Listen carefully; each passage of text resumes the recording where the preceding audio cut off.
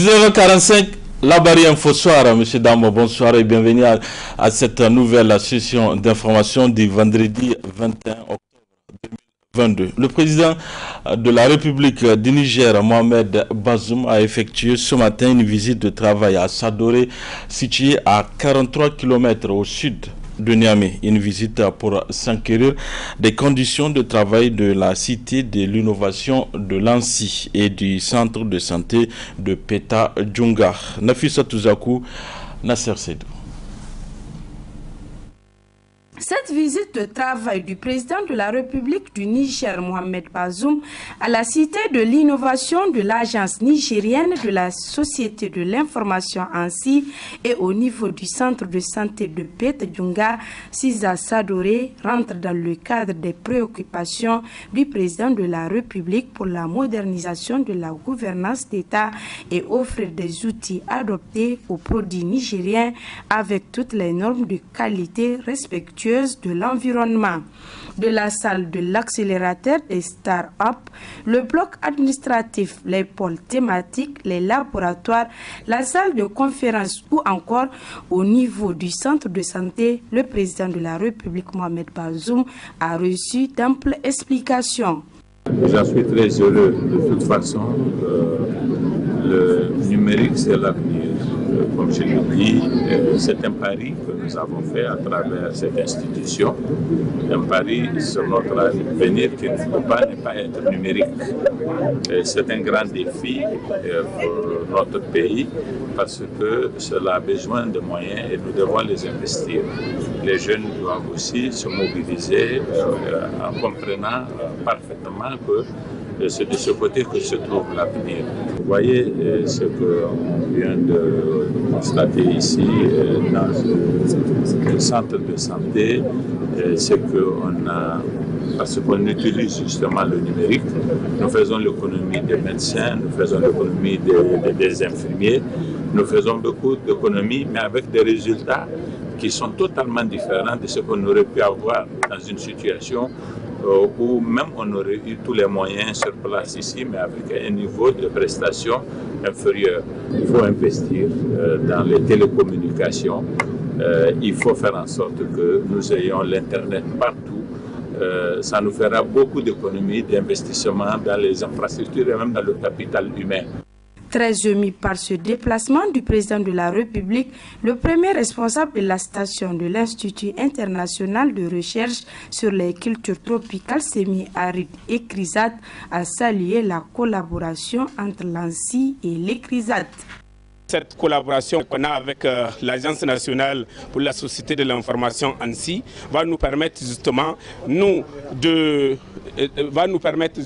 d'utiliser les technologies qui développent de façon digitale pour les tester sur le terrain et voir leurs limites et afin de leur faire des recommandations qui vont permettre justement d'améliorer. Mais également nos technologies que nous avons développées, ils vont essayer de voir comment ils peuvent digitaliser ça, c'est-à-dire mettre ça sous forme d'application afin que le paysan qui est dans son champ, dans son village, rien qu'à cause de son portable, il peut justement faciliter l'utilisation de cette technologie qui lui permet justement de mieux gérer ses cultures et appliquer les traitements d'engrais ou autres à temps, de savoir qu'il ne doit pas s'aimer maintenant, il doit un peu attendre, de savoir effectivement à quelle étape de la culture il peut apporter tel traitement ou tel labour.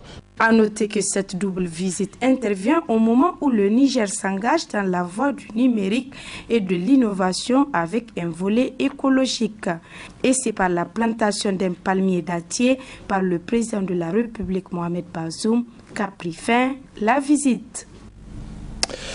Le coordinateur national du mouvement tournant la page TLP Niger, Michael Zodi, interdit de fouler le sol français. L'annonce lui a été faite hier jeudi à travers une correspondance de l'ambassade de France au Niger. Dans celle-ci, la représentation diplomatique a notifié à Michael Zodi l'annulation de son visa de circulation. Sa réaction dans cet extrait avant de le retrouver en partie magazine. Michael Zodi, coordinateur TLP Niger. Vous le savez, ils peuvent continuer à annuler les visas. Ils peuvent aujourd'hui, la France, j'ai des amis en France, je n'ai rien contre la France, j'envie même la France.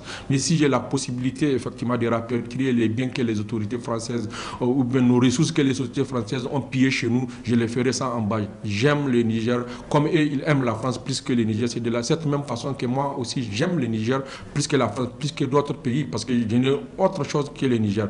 Et aujourd'hui, ma fierté que aujourd'hui mes actions sont en train de porter parce qu'il y a des représailles. Donc je considère que j'ai la tête haute, la lutte que je mène en train d'avoir des résultats. Et nous, cette nouvelle génération-là, nous n'allons plus croiser les bras. Nous allons continuer ce combat-là que nous avons devant nous. Et nous avons compris que la France n'a aucune ressource si ce n'est pas les ressources des pays, les anciennes colonies. Et la France n'a rien si ce n'est pas nos pays. Et ils continuent à piller nos pays. Et nous continuons à croire que la force Barkhane est une force d'occupation sur notre territoire. Et nous ne pouvons pas continuer à croiser les bras et regarder cette façon de faire là. Où une guerre nous est imposée par des forces occultes et impérialistes sur notre territoire, où nos populations se déplacent quotidiennement, où il y a des victimes, des morts, des assassinats un peu partout sur notre territoire, chose que nous n'avons jamais connue. C'est parce qu'effectivement le Sahel est extrêmement riche et les gens ont besoin du Sahel sans les Sahéliens. Nous continuons à le dire, cela ne peut pas nous empêcher, sauf s'ils vont nous retirer notre nationalité d'être nigérien. Et c'est là, je pense bien que ça serait difficile. Et aujourd'hui, je pense bien que personnellement, ma vie est en danger. Et ce n'est pas ces autorités nigériennes là qui peuvent me sécuriser face à l'assaut des Français. Nous savons les méthodes utilisées par la France. C'est toujours la France-Afrique qui revient au galop. On les chasse et ça revient au galop. Et donc je sais très bien qu'en dehors de l'annulation des visas, les gens peuvent procéder par des manières peu orthodoxes pour pouvoir attenter à notre vie. Et nous le savons. Même le président de la République n'est pas à l'abri de l'assaut de cette puissance française. Et je pense même que le père de la nation peut être incapable de protéger ses citoyens et moi-même. Donc lui-même ne peut pas se protéger contre l'assaut de ces Français-là. Et je pense bien que Dieu est là. Nous allons continuer ce combat-là au prix de notre vie. Nous n'allons pas baisser les bras. Et nous allons continuer à le dire haut et fort qu'aujourd'hui, la France n'a pas d'amis. La France a des intérêts. Et la France utilise tous les moyens possibles pour atteindre ces objectifs-là. Je vous ai dit que la France, nous avons notre organisation internationale. Notre siège se trouve à Paris. Quand il y a des réunions, effectivement, nous faisons des demandes de visa. Je voudrais vous dire une chose. Ce visa d'un an-là qui est en cours, j'avais eu d'abord 3 ans de visa.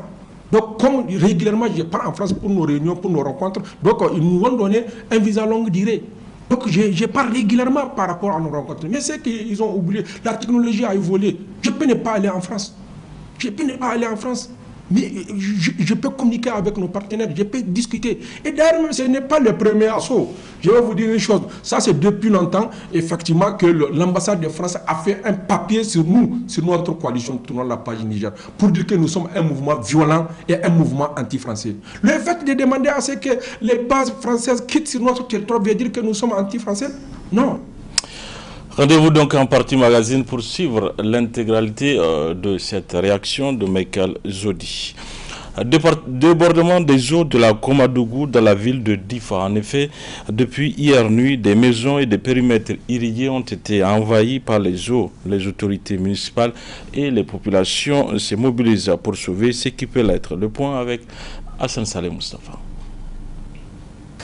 Les habitants de la ville de Difa, précisément les riverains de la Komadougou-Yobé, n'ont pas fermé les yeux de la nuit du mercredi au jeudi 20 octobre 2022. En effet, de la soirée du mercredi 19 octobre 2022, les eaux de la Komadougou-Yobé ont débordé et ont emporté tout sur leur passage. Des champs, des maisons et autres biens, tout est parti dans les eaux, notamment au village de Lada, complètement englouti par les eaux. Des opérations de sauvetage de populations sont en cours sous la supervision des autorités municipales de la ville de Difa qui sont à pied d'œuvre pour faire face à cette situation. Vraiment, on a pu évacuer des gens et grâce à l'autorité municipale, ils ont beaucoup travaillé. Même hier vers 23h, on est avec le maire et le vice-maire. Vraiment, maintenant, c'est un peu calme. Il y a des dégâts, mais pas... il y a des dégâts, des effets Il y a vraiment des dégâts, vraiment, on a une présence pour les 100 ménages, quoi. Mais il n'y a pas de dégâts de vie. Oui, ce sont les maisons, qui sont effondrées. Mais je n'ai pas été, mais hier, vers 1h, du matin, ils sont envahis. Oui, ils ont continué à avancer, mais maintenant, hier, tout à l'heure, j'ai appelé quelqu'un vers la mairie, que maintenant, déjà là-bas, c'est un peu en bas. Maintenant, d'ici d'une semaine, Inch'Allah, ça va un peu. Là, actuellement, ce qu'on est en train de parler, vraiment, c'est un peu calme. C'est les autorités municipales, elles ont beaucoup travaillé là-dessus. Vraiment, ce qu'ils ont fait là, nous, on n'a jamais vu en tant que les gens de DIFA. Vraiment, ils ont travaillé déjà là. Ils sont là 24 sur H, 24 heures sur 24, avec des camions, des engins caterpillars et les polices municipales et les autres. Vraiment, ils ont travaillé. Ce débordement des eaux de la Komadougou Yobé n'est qu'à son début et déjà les dégâts énormes sont enregistrés. En plus des champs et des maisons touchées, la route principale d'Ifa-Ngimi est également endommagée aux environs de Kinshandi. Cette nouvelle situation vient ainsi s'ajouter à celle causée déjà par les fortes précipitations enregistrées cette année. Des précipitations qui ont occasionné l'effondrement de 4082 maisons, 3092 ménages touchés, faisant 29 149 personnes sinistrées, avec malheureusement 3 morts, selon les données de la Direction nationale de la protection civile du 5 octobre 2022. Cette nouvelle situation vient ainsi aggraver la situation dans la région de Difa, une région déstabilisée par les attaques de Boko Haram depuis février 2015. Cérémonie de remise d'attestation hier après-midi au Grand Hôtel de Niamey aux participants du programme international Visitor Leadership Programme. Cette rencontre marque la fin de la formation de la promotion 2022 à ce programme de l'ambassade des États-Unis au Niger visant à encourager le leadership. Hamza Sakou, Sadodomi.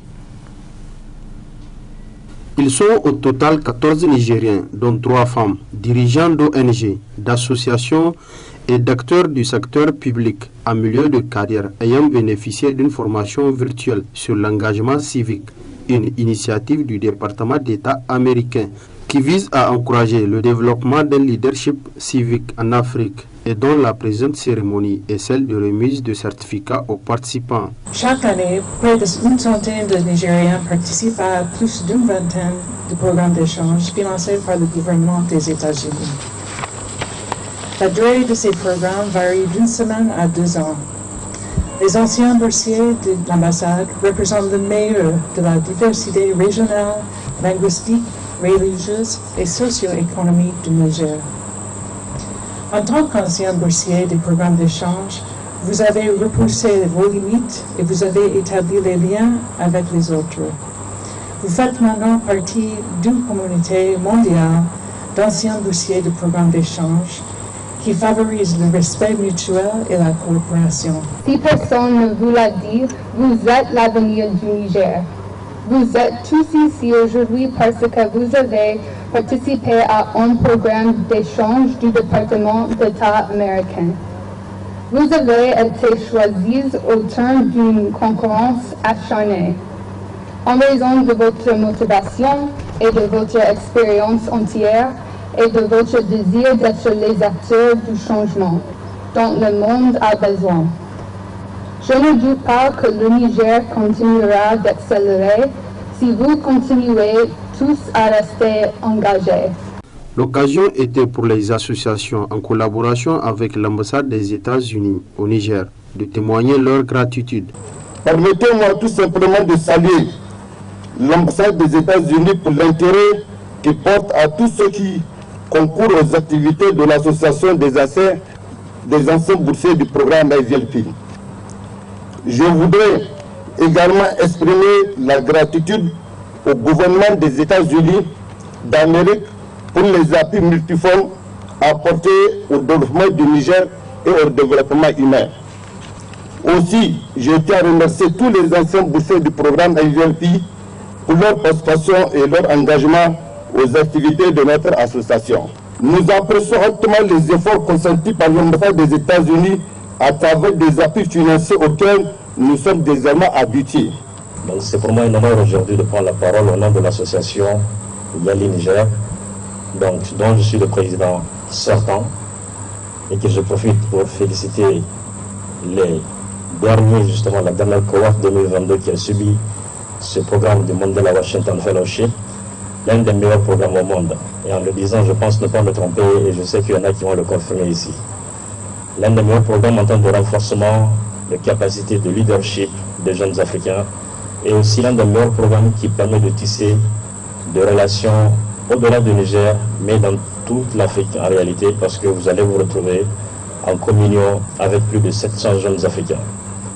Pour rappel, le programme Yali Niger a été initié par le président Barack Obama en 2014, et cette association justement découle des premiers alumni de l'association en 2014. L'un des leitmotifs du programme de Mandela Washington Fellowship, c'est le giving back, c'est-à-dire on vous a donné, on vous a formé, vous avez bénéficié de beaucoup d'avantages, mais qu'est-ce que vous faites en retour? Élève en classe de première, Hadiza Mahmoudou Abdul Salam, membre Education USA Scholar Programme de l'année 2022, a apporté aussi sa touche à cette rencontre. Le directeur général de l'autorité de régulation du secteur de l'énergie, ARC, a animé un point de presse ce matin au siège de la dite institution. L'objectif de cette sortie médiatique est de faire le point de la mission effectuée par cette autorité le 17 octobre dernier. Nafissatou Yahya, Sadodomi.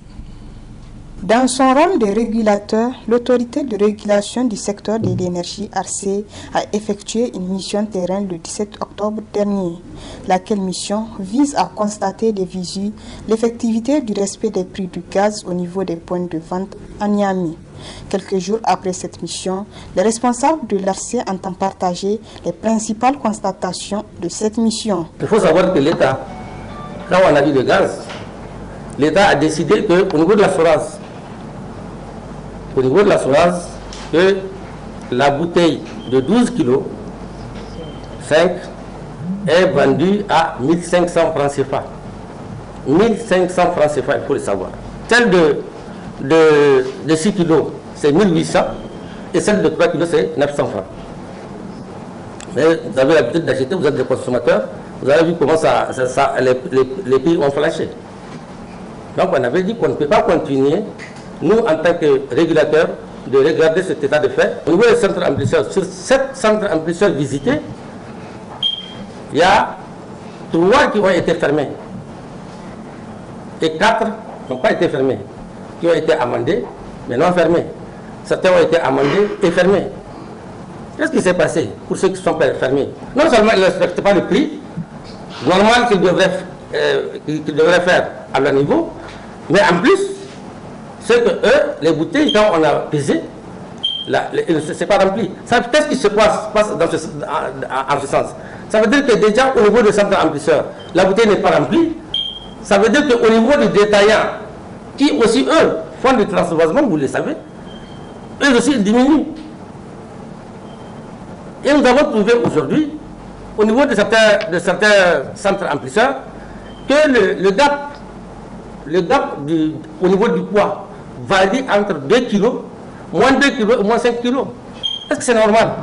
Face à cette situation, l'autorité de régulation du secteur de l'énergie ARC décide d'agir. L'État ne va pas rester, comme on le dit, c'est-à-dire comme spectateur, en laissant les gens vouloir mettre la situation, la ville de Niamey en danger de non-distribution du gaz. Nous avons appliqué la loi, uniquement que la loi. Maintenant, si les gens pensent qu'ils peuvent créer une pénurie dans la ville de Niamey, à cause de ce qui est en train d'être fait, dans la norme, il y a 2 choses qui les guettent.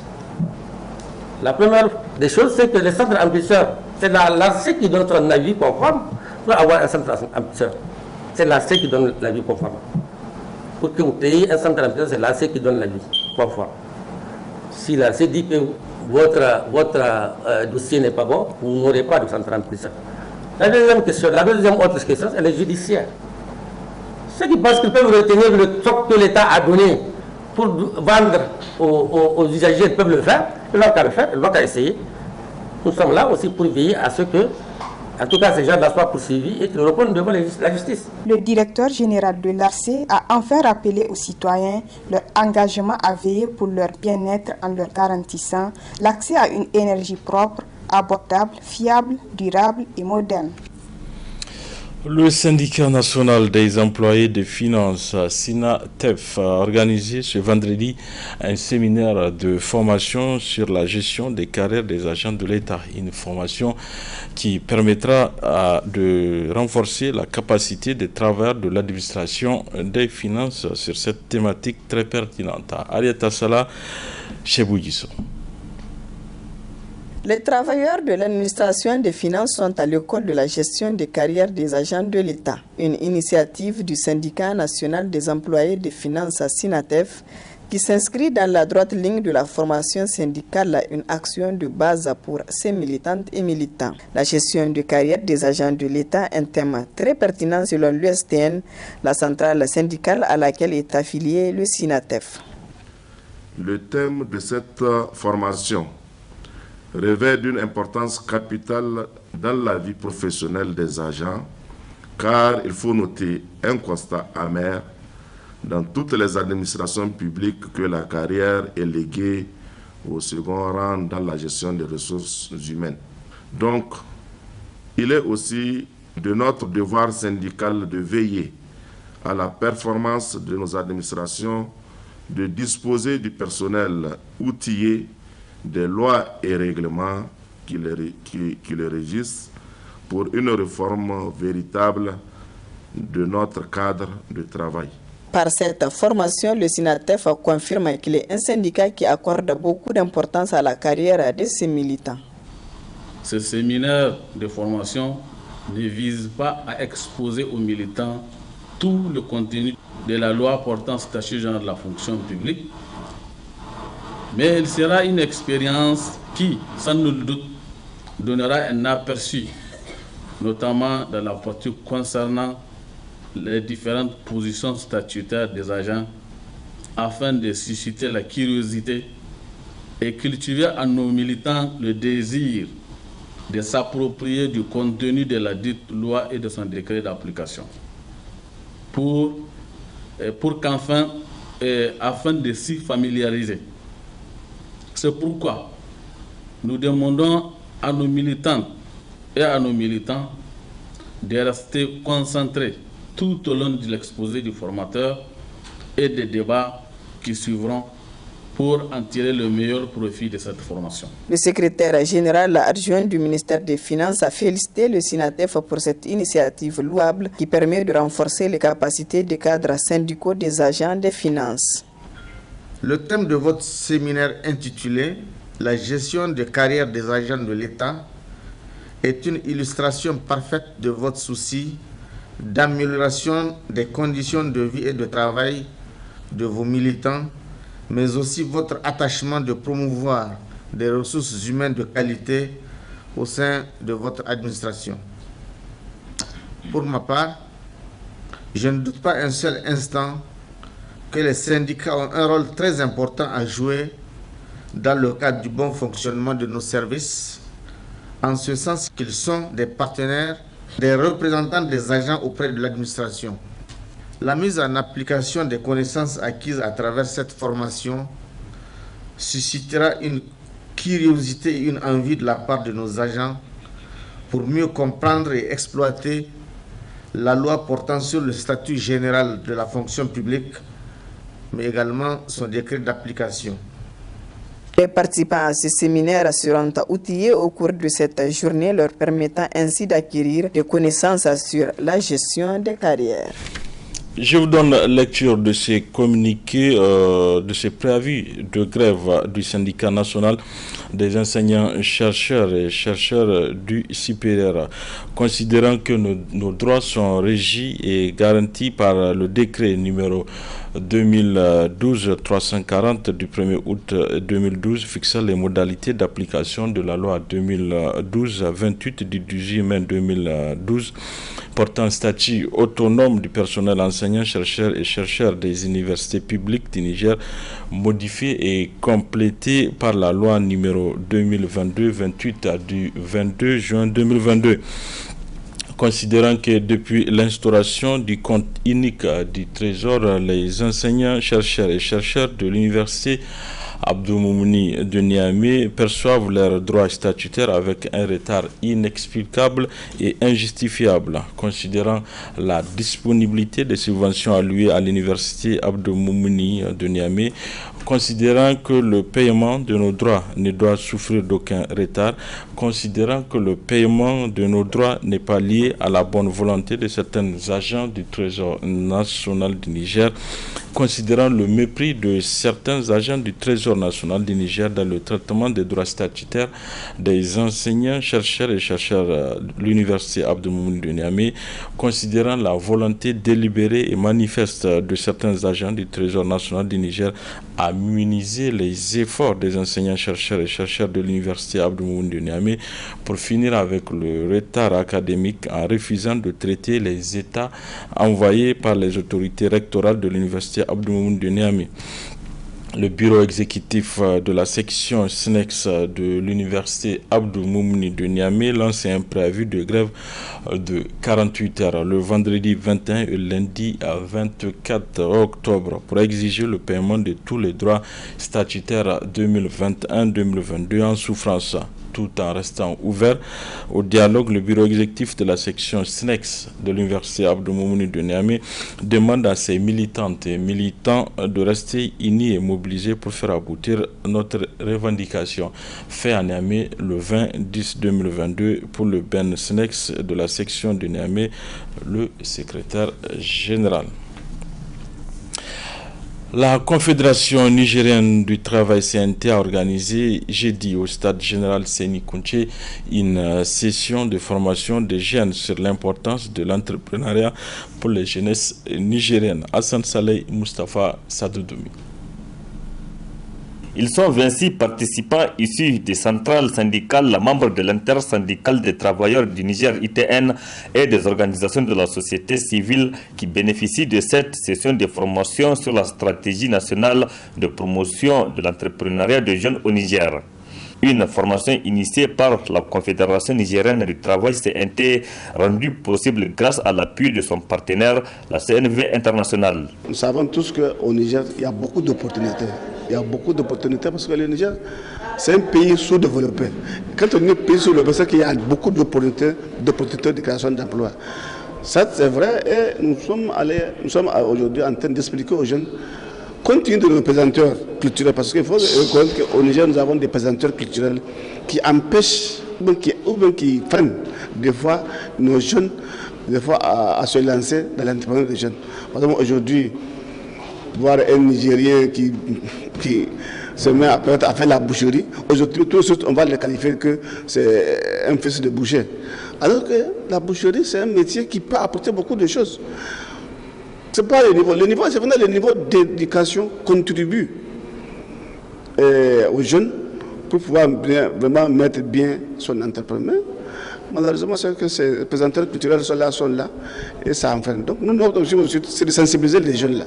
Cette formation vise à encourager les jeunes Nigériens de se lancer dans l'entrepreneuriat afin d'être indépendants. Aujourd'hui, dès qu'on parle de l'entrepreneuriat des jeunes, on sait que c'est un aspect qui a une importance capitale. Le thème n'est pas fortuit. Dans le monde entier, aujourd'hui, l'entrepreneuriat des jeunes est la chose sur laquelle tous les gouvernants sont en train de s'appuyer parce que la population du monde et particulièrement celle de l'Afrique qu'on maîtrise est vraiment beaucoup trop jeune. Donc, ces genres de thèmes ne font que venir pour vraiment galvaniser les efforts que nous sommes en train de concentrer sur tous les aspects qui concernent la syndicalisation des jeunes. Depuis un certain moment, c'est comme si les gens sont en train de quitter la fonction publique pour créer leur propre entreprise. Tout ce que nous sommes en train de souhaiter, c'est vraiment une mise en scène propre du gouvernement par rapport à cette question. En présidant la cérémonie d'ouverture de cette formation, le secrétaire général de la CNT a parlé de la nécessité de réfléchir en vue d'élaborer des plans stratégiques sur la problématique de l'employabilité des jeunes au Niger dans le seul but de promouvoir l'entrepreneuriat des jeunes. Le présent atelier qui nous réunit ce matin a pour objectif d'élaborer un plan stratégique du comité des jeunes ITN sur la problématique de l'employabilité des jeunes au Niger. Pour cela, il vous faut acquérir des connaissances sur le document de la stratégie nationale de promotion de l'entrepreneuriat des jeunes au Niger, acquérir des connaissances sur l'exécution du budget national dans le volet de la promotion de l'entrepreneuriat des jeunes, analyser l'implication et la contribution des syndicats et des OSC dans l'élaboration et la mise en œuvre de la stratégie nationale de promotion de l'entrepreneuriat des jeunes au Niger, mais aussi de formuler des recommandations à l'endroit des différentes parties prenantes. L'entrepreneuriat des jeunes est un défi majeur où les organisations nationales des jeunes et les jeunes des organisations de la société civile ont le devoir de s'y pencher et surtout de s'approprier des documents de la stratégie nationale de promotion de l'entrepreneuriat des jeunes au Niger, a indiqué le secrétaire général de la Confédération nigérienne du travail, CNT. Je vous invite à suivre à présent, comme annoncé, la réaction du coordonnateur du mouvement tournant la page TLP Niger après l'annonce de l'annulation de séjourner en France. Une décision prise par l'ambassade de France au Niger. Très bonne réception à vous. Hier, le 20 octobre 2022, j'ai reçu un courrier de l'ambassade de France faisant état de l'annulation de mon visa d'une année en cours. Au premier vue, je me suis posé des questions pour savoir est-ce qu'ils ne se sont pas trompés. Mais j'ai écrit à l'ambassade pour savoir les motivations de l'annulation de mon visa. Mais jusqu'à présent, l'ambassade ne m'a pas répondu. Mais sur un média, un journal français, effectivement, il a fait cas que, au fait, je ne pars pas régulièrement en France. Donc c'est tout ce qu'il avait annoncé. Je ne pars pas régulièrement en France, je me suis posé beaucoup de questions. Donc après, j'ai fait la jonction avec l'activiste Nathalie Yamp qui s'est vue effectivement interdire de séjourner en France, de rentrer en France et de séjourner en France. Mais au fait, encore, je me suis rappelé que le président français Emmanuel Macron a instruit la diplomatie française effectivement à prendre des dispositions contre les acteurs de la société civile, ceux qui estiment que la présence française n'est pas une bonne chose pour l'Afrique. Donc ceux qui disent que la politique française en Afrique n'est pas la bienvenue, il faudrait que la France change de fusil d'épaule. Donc il faudrait prendre des mesures contraignantes contre ces acteurs-là. Donc je me suis trouvé dans ce lot-là. Mais que cela n'en tienne, et vous voyez ce qui se passe actuellement au Tchad, le massacre qui se passe au Tchad, moi je me suis permis d'écrire un article là-dessus pour dire que au fait la responsabilité retombe sur la France. Parce que j'ai écrit cet article-là et je dis bien qu'aujourd'hui le président Bazoum, si c'est pas qu'il a l'accord de Macron, sinon il allait être dégagé comme l'a été le fait président Tanja, le fait président Djouri et aussi le fait président Barré. Donc tout celui qui cherche effectivement à se battre contre l'action partenariste de la France se verra effectivement écrasé par la puissance française. Voilà en quelques mots ce que moi je peux dire par rapport à cette annulation des visas. Vous le savez, ils peuvent continuer à annuler les visas. Ils peuvent aujourd'hui, la France, j'ai des amis en France, je n'ai rien contre la France, j'envie même la France. Mais si j'ai la possibilité effectivement de rapatrier les biens que les autorités françaises ou bien nos ressources que les autorités françaises ont pillées chez nous, je les ferai sans embâche. J'aime le Niger comme eux, ils aiment la France plus que le Niger. C'est de cette même façon que moi aussi j'aime le Niger plus que la France, plus que d'autres pays, parce que je n'ai autre chose que le Niger. Et aujourd'hui, ma fierté est que aujourd'hui mes actions sont en train de porter, parce qu'il y a des représailles. Donc je considère que j'ai la tête haute, la lutte que je mène en train d'avoir des résultats. Et nous, cette nouvelle génération-là, nous n'allons plus croiser les bras. Nous allons continuer ce combat-là que nous avons devant nous. Et nous avons compris que la France n'a aucune ressource, si ce n'est pas les ressources des pays, les anciennes colonies. La France n'a rien si ce n'est pas nos pays. Et ils continuent à piller nos pays. Et nous continuons à croire que la force Barkhane est une force d'occupation sur notre territoire. Et nous ne pouvons pas continuer à croiser les bras et regarder cette façon de faire-là, où une guerre nous est imposée par des forces occultes et impérialistes sur notre territoire, où nos populations se déplacent quotidiennement, où il y a des victimes, des morts, des assassinats un peu partout sur notre territoire, chose que nous n'avons jamais connue. C'est parce qu'effectivement, le Sahel est extrêmement riche et les gens ont besoin du Sahel sans les Sahéliens. Nous continuons à le dire, cela ne peut pas nous empêcher, sauf s'ils vont nous retirer notre nationalité d'être nigérien. Et c'est là, je pense bien que ça serait difficile.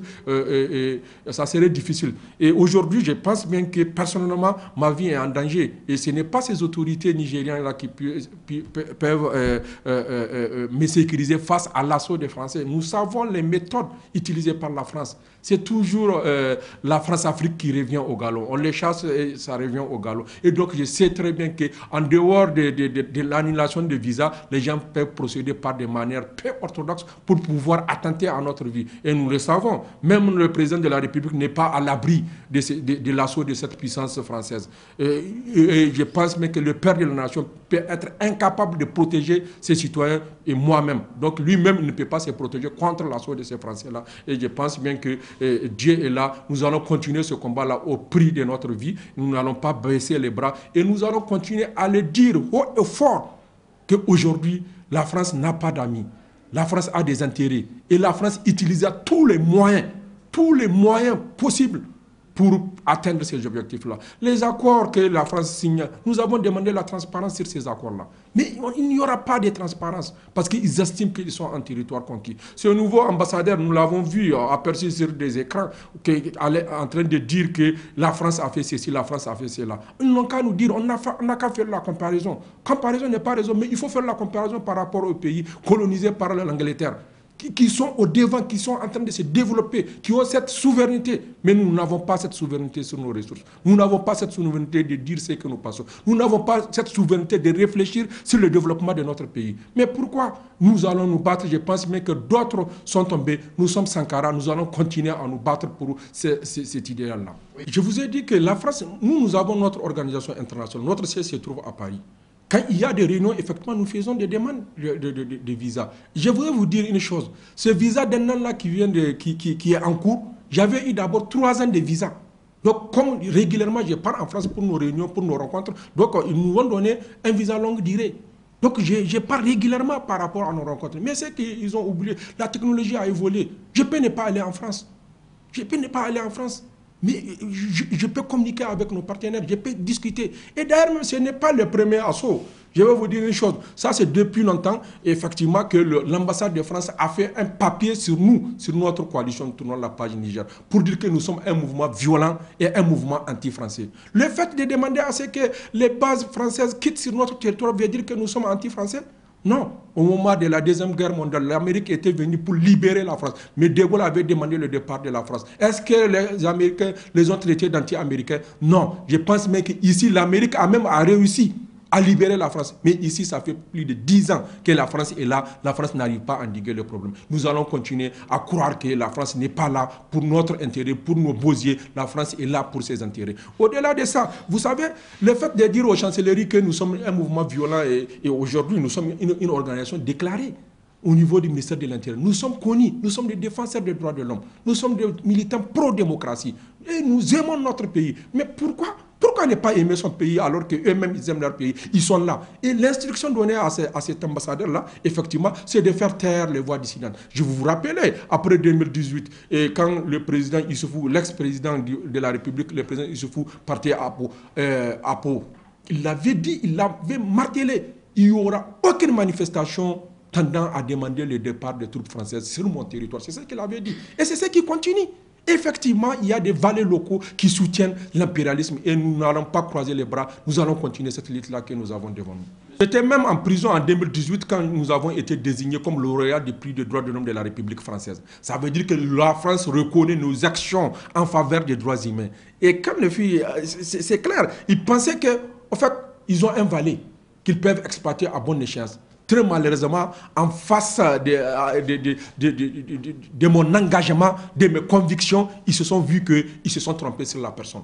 Donc, mieux vaut écraser cette personne-là. Mais très malheureusement, ils vont échouer parce que mes convictions sont au-delà de ce qu'ils pensent. Je le dis toujours, quand moi j'ai les moyens d'aller rapatrier les biens que les Français nous ont volés chez eux, là, je vais les ramener chez moi. Et donc, je crois à la nation, je crois à la République du Niger, je crois à la souveraineté de notre République et je vais me battre pour cette souveraineté-là. Donc, peu importe les prix de droits de l'homme ou quoi que ce soit, et je suis prêt à les remettre. Je l'ai même remis à un moment pour dire que je ne voulais même pas de ces prix-là. Je ne voulais pas de ces prix-là et je continue mon engagement. La France ne peut pas me donner un prix de droits de l'homme et me demander de me taire par rapport à la situation du Niger, par rapport à la situation du Sahel. Aujourd'hui, je continue haut et fort apporter mon soutien au peuple malien. C'est là, tel est mon engagement et telle est ma conviction. Et ce n'est pas le fait que je ne parte pas en France qui va faire en sorte que je suis obligé de revenir sur cette décision-là. Je suis constant par rapport à l'aide que je mène et je continue effectivement à défendre la République du Niger,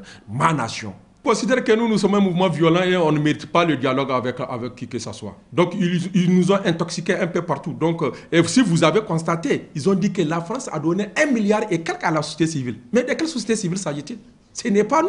Et ce n'est pas nous. Et aujourd'hui, la preuve est qu'ils n'ont rien à nous reprocher si ce n'est pas annuler ce visa-là. Ça aurait été qu'ils ont quelque chose contre moi, ils allaient faire sortir cette chose-là et montrer à la face du monde que me dénigrer, mais malheureusement, ce n'était pas le cas. À un moment, notre partenaire qui était le Secours catholique, la France, qui n'a rien à voir avec l'État français, c'est une organisation de la société civile qui nous soutenait de temps en temps et ils ont dit à cette organisation d'arrêter de nous soutenir. Mais nous n'avons pas de paix, nous fonctionnons. Ça veut dire que tout partenaire qui viendra va nous trouver dans notre conviction, dans notre combat, c'est un accompagnement. Ce n'est pas que quelqu'un va venir d'ailleurs pour nous dicter ce que nous devrons faire. Nous connaissons notre pays et c'est pour ça que nous avons toujours dit que nous avons besoin de la coopération. Mais c'est à nous de dire de quoi avons-nous besoin. Ce n'est pas quelqu'un qui va venir sortir d'ailleurs pour venir nous dicter ce que nous voulons. Donc il faudrait que ça soit clair dans la tête des uns et des autres qu'aujourd'hui, cette nouvelle génération ne va plus croiser les bras et regarder les choses se faire de cette façon-là. Nous allons continuer à nous battre avec les armes que nous avons contre effectivement l'impérialisme français sur nos territoires. Et nous le savons qu'aujourd'hui, ils sont acquilés. S'ils ne sont pas acquilés,